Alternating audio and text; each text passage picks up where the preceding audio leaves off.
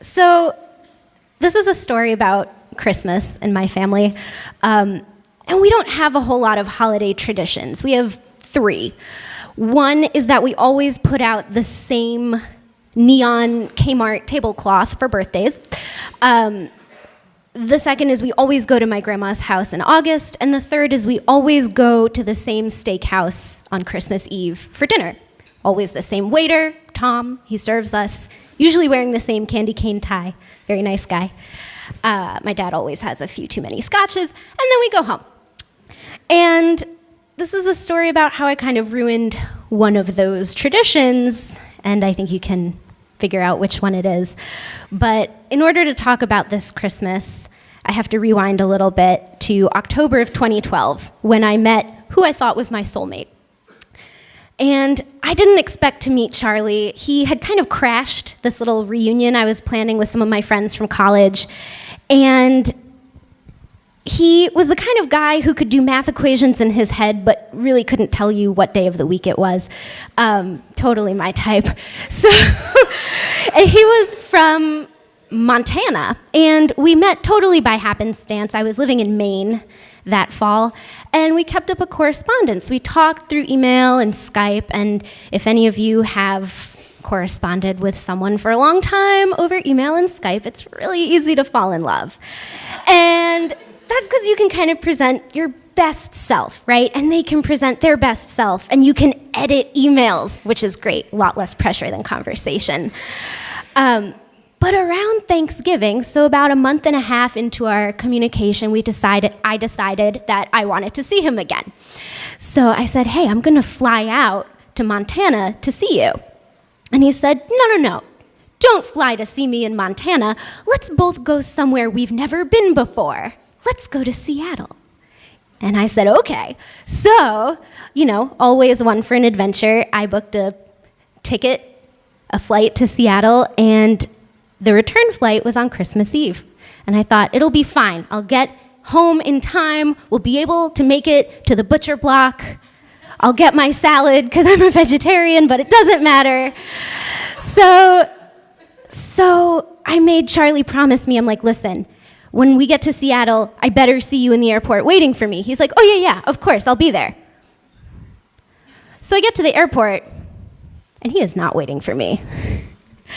And I think to myself, I just flew across the country to meet someone I have known for 8 hours. And I'm also going to ruin 33% of the Lutz family holiday traditions. This is great. Definitely worth it. But it turns out he had been in a car accident on his way from Montana, driving in the snow through the mountains, right? So he spent all night in a truck stop and drove starting at 1 o'clock the next morning, and he met me at our hostel in Seattle, and we had this whirlwind romance, right? 10 days in our own blissful little bubble, falling in love, gallivanting around the Pacific Northwest in the middle of December, which surprisingly is not the #1 tourist destination. Very cold and rainy. And by the time we said goodbye, I was just high on this feeling of falling in love, right? He was everything I imagined he would be through emails and more.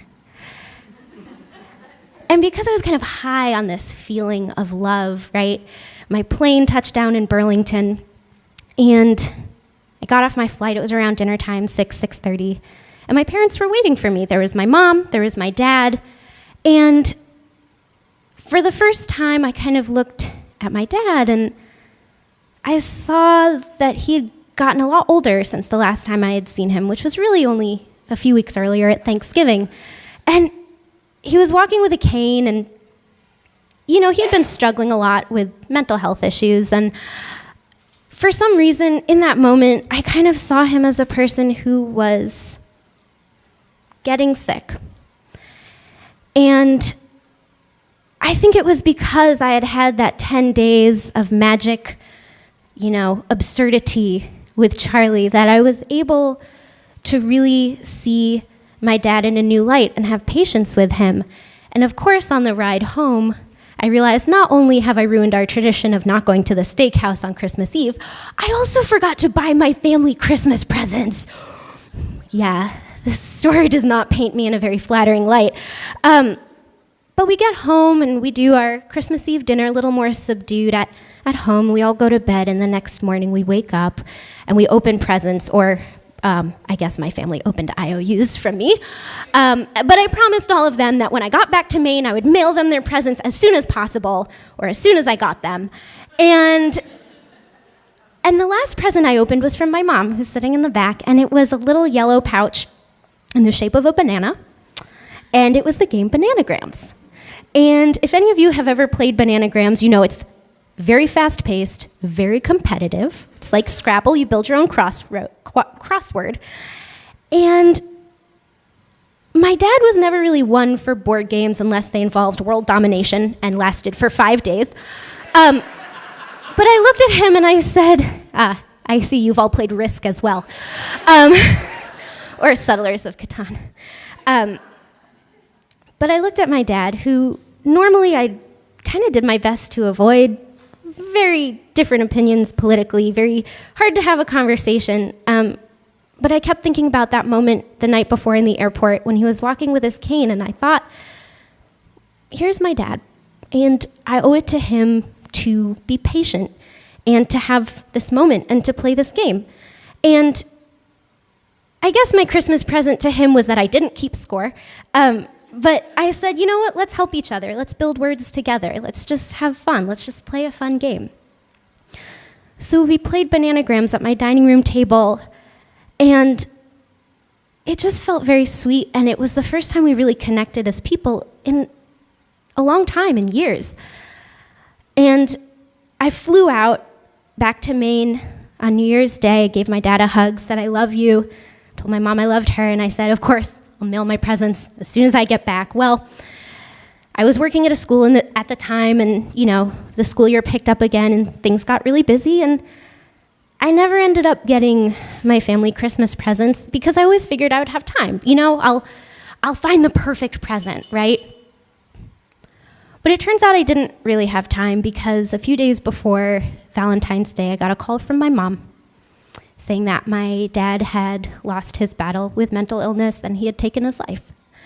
And I felt an incredible amount of guilt and shame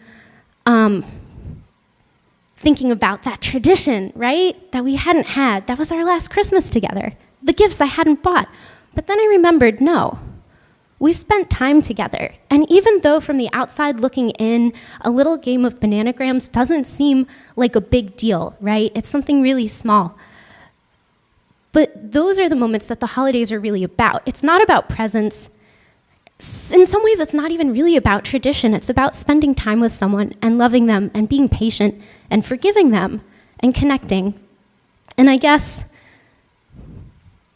moving forward, when I think to myself, oh, I'll have time, I always catch that little voice in the back of my head and think, no, you might not have time.